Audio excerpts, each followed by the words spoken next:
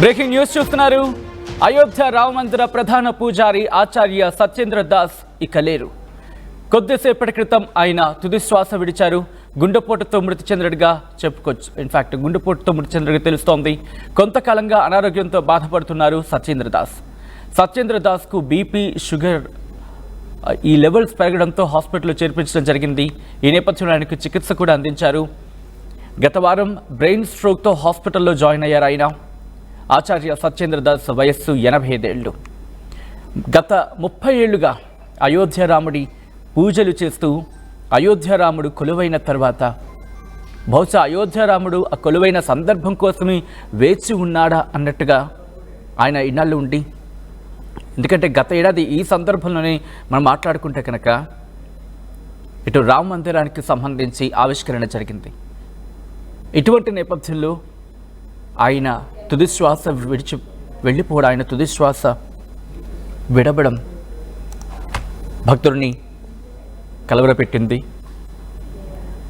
ఒక్కసారి ఈ అంశానికి సంబంధించి డిప్యూటీ ముఖ్యమంత్రి కూడా మాట్లాడారు. ఉత్తరప్రదేశ్ డిప్యూటీ ముఖ్యమంత్రి ఆయన మాట్లాడుతూ ఇదే అంశానికి సంబంధించి బ్రజేష్ పాఠక్ కూడా రియాక్ట్ అయ్యారు. సత్యేంద్ర దాస్ ఇక లేరు అనే అంశానికి సంబంధించి ఆయన ఏమన్నారో చూద్దాం. दास जी हम सबके बीच में नहीं रहे हैं. मैं ईश्वर से प्रार्थना करता हूँ उन्हें अपने चरणों में स्थान दे. उनके अनुयायियों को, उनके समर्थकों को इस असहनीय पीड़ा को सहने की ताकत है. माघ पूर्णिमा का स्नान आज बहुत सुव्यवस्थित ढंग से चल रहा है. लाखों की संख्या में श्रद्धालु प्रातःकाल से ही भोर में स्नान कर అది ఆయన దిగ్భ్రాంతి వ్యక్తం చేయడం జరుగుతోంది. ఆయన ఆత్మకు శాంతి కలగాలని ఆయన కోరుకుంటున్నారు. రైట్, సత్యేంద్ర దాస్ మృతి పట్ల ప్రముఖులు కూడా దిగ్భ్రాంతి వ్యక్తం చేయడం జరుగుతోంది. మనతో పాటు అయోధ్య పూజారి दीपक दास फोन लाइन लो जॉइन अయ్యారు. ఆయనతో మాట్లాడే ప్రయత్నం చేద్దాం. दीपक दास जी, सुबह सुबह ही सत्येंद्र जी की निधन की बात जब आप सुने हैं, क्योंकि आप उनके बहुत करीब से आप करीब से काम किए थे, क्या आपको लगा था? देखिए, बेहद दुखद खबर है. प्रभु श्री राम की नगरी अयोध्या में शोक की लहर है. हमारे जो पुजारी थे, अयोध्या राम जन्मभूमि के मुख्य पुजारी आचार्य सत्येंद्र दास जी का जो है आज सुबह में ही निधन हो गया, जो कि हम सबके लिए ही बहुत दुखदाई है. और वो शुरू से ही अपना सेवा राम जी के चरणों में अर्पित किए हुए थे. लखनऊ में पीजीआई में उनके 6 तारीख को जो है ब्रेन हेमरेज हुआ था. तब से ही उनकी हालत बहुत ठीक नहीं चल रहा था और लगातार इलाज चल रहा था. और आज सुबह में उनका जो है देहांत हुआ है, तो हम लोग के लिए बहुत ही शोक संदेश है और पूरा अयोध्या शोक में डूबा हुआ है. हम लोग के लिए बहुत दुख के क्षण है और राम मंदिर के लिए उनका बहुत बड़ा योगदान रहा है कि जिसे हम लोग भुलाया नहीं जा सकता. दीपक दास जी, जब आप आखिर बार आपसे बात किए थे उनसे, तो आपको क्या बातचीत आपका उनके बीच में हुआ था? क्या बोले थे उन्होंने आपके साथ? लगभग हम लोग के हमेशा आसपास में ही हम लोग रहते थे, तो बहुत हमेशा राम मंदिर और समाज के बात हमेशा किया करते थे उन्होंने कि कैसे आगे बढ़ेगा, कैसे. जैसे आज के समय में राम मंदिर लगातार भीड़ बढ़ती जा रही है, चर्चा, इस तरह की बातें वो क्या करते थे. तो कुछ दिन पहले बहुत हालत ठीक था. लगभग वो 3 फरवरी से उनकी हालत नाजुक हुआ, जब से वो पीजीआई में भर्ती कराया गया था. लगभग 30 साल से, लगातार 3 साल से भगवान राम लल्ला की उन्होंने सेवा करके आ रहे थे. तो क्या बोलते थे उन्होंने, क्योंकि दैट्स नॉट इजी थिंग, क्योंकि 30 इयर्स कंटिन्यूस में उन्होंने राम लल्ला की सेवा किए थे. उनका जीवन बहुत ही तपस्यामय रहा है.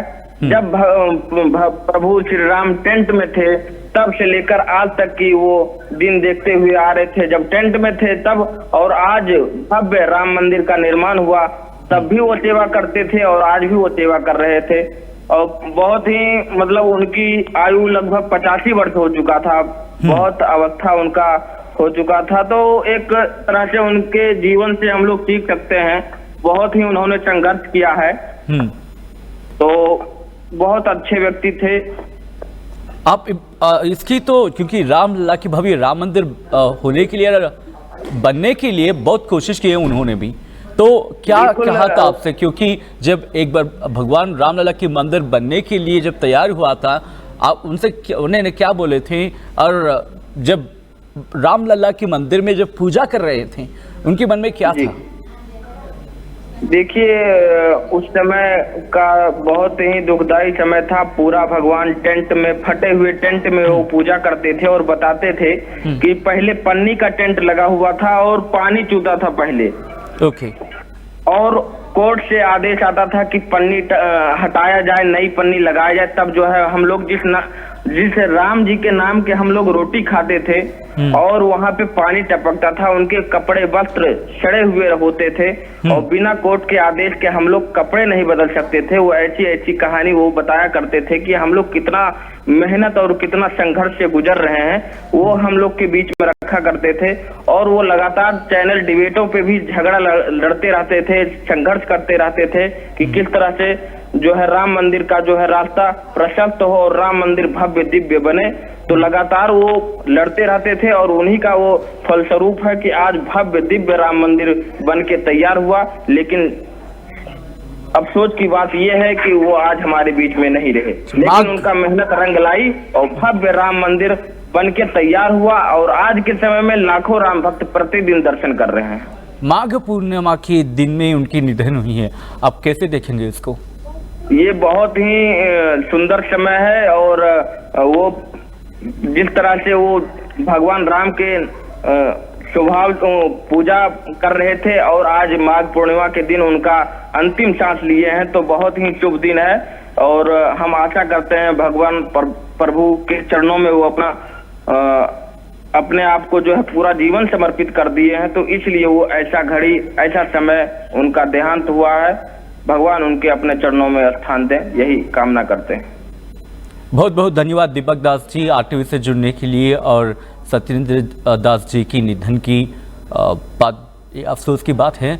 आपने हमारे साथ बात की है और जो उनके साथ आप सही कैसे रहते थे और वहाँ की जो क्या एनवायरनमेंट था उनके और आपके बीच में, बताने के लिए बहुत बहुत धन्यवाद। బ్రేకింగ్ న్యూస్ చూస్తున్నారు। అక్కడ అయోధ్య పూజారులు ఒకటే చెప్పడం జరుగుతోంది, ఆయన అక్కడే 30 ఏళ్ళుగా ఆయన సేవ చేసుకుంటూ వచ్చారు। ఎప్పుడు చూసినా రాముడి గురించి, ఆయన తపన రాముడి గురించి, భవ్య రామ మందిరం ఎప్పుడు పూర్తవుతుంది అంటూ కూడా ఆయన వేచి చూశాడు। ఆయన వేచి చూసిన సందర్భం ఆసన్నమైంది। ఏదో ఒక కార్యం మీద వచ్చి వెళ్ళిపోతూ ఉంటారు అన్నట్టుగా ఆయన రాక ఉండింది అంటూ కూడా చెప్పడం జరుగుతోంది। 80 ఏళ్ల వయసులో కూడా ఆయన రాముణ్ణి కొలిచాడు, రాముణ్ణి పూజించాడు।